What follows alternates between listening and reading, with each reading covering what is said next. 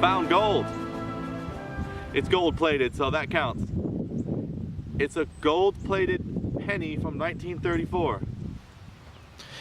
Gold plated wheat penny. 1934. It was probably part of a pendant for a necklace or some kind of jewelry. And maybe 1934 was a special year for someone.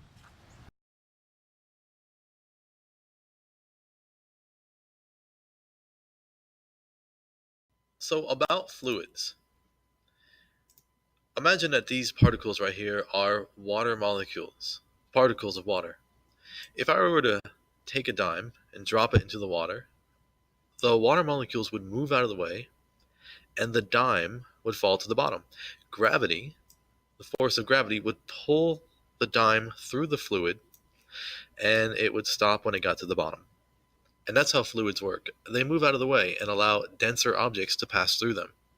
The same thing happens with air, of course. You can see the denser object accelerates through the fluid. And what you may not realize is that soil, like particles of soil, behave like fluids. Now, you can't see this in real life, but imagine that these blue dots right here are particles of soil, meaning sand and clay and silt. Soil is actually moving as the ground freezes and as the ground warms up and thaws and as trains go by and kids run by and as insects dig around in the soil, the particles actually move. Like that soil particle may in a year shift over and may shift down, and it behaves very much like a fluid.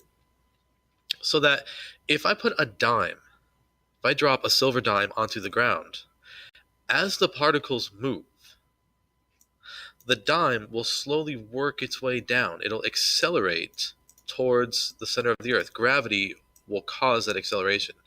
Now, it's only going to happen if the soil particles move out of the way.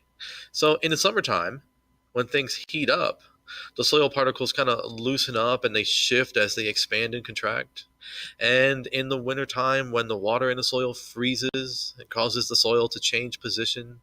And eventually, it creates this fluidized movement that allows solid objects that are more dense to slowly work their way down towards the bottom.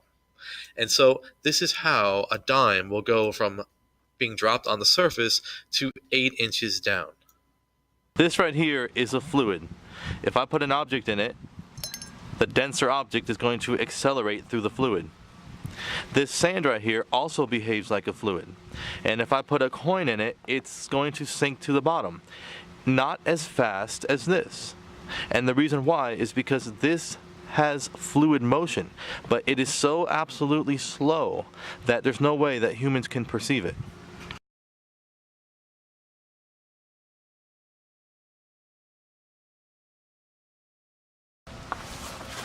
Alright, so what does fluidized soil particles look like?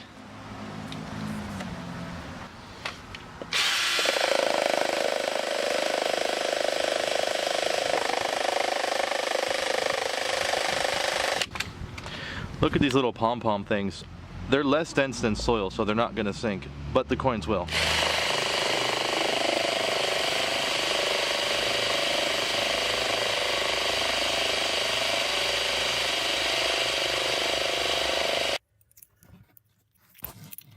Okay, so we just got done talking about how fluidized motion of the soil can cause coins to sink from expansion and contraction.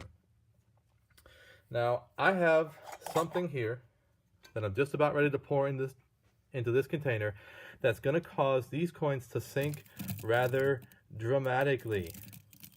Yeah. Creepy crawlies, insects. The soil is loaded with insects, and they're always digging and moving. And they will fluidize the soil and cause the coins to sink. All right, so I'm going to put those coins back up on the surface and time-lapse this.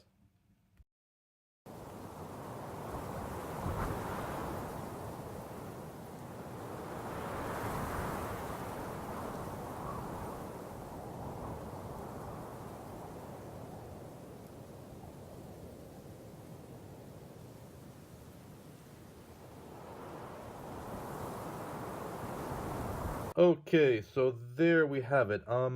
I don't have the right equipment to do a 24-hour time lapse, but there's a dime here somewhere. I can barely see a dime somewhere.